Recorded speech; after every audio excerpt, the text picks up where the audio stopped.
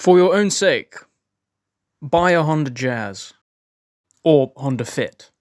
You see, in most of the world, it's called a Fit, but in Europe, it's called a Jazz, because Fit, in some languages, can mean some rude things, and I don't think anyone really wants to be driving a Honda Beaver.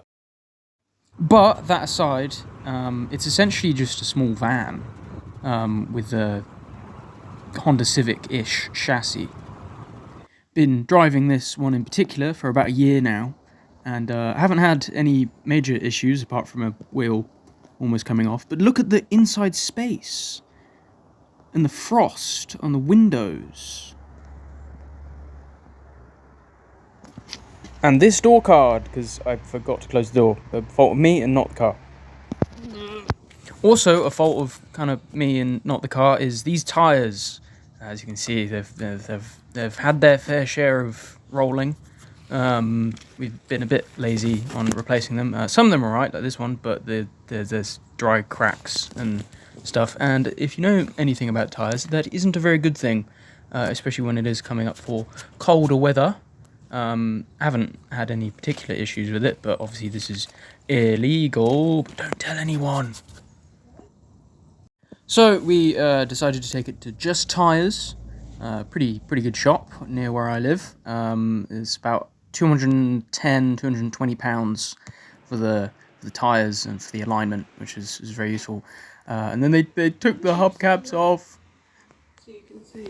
And then they took the wheels off as well, which I do understand is quite important when you're replacing tyres. But then they put the tyres on this funky machine. Which is very cool and very it's very nice to watch. It just yoinks the wheel off. Look at it go, yoinking and all.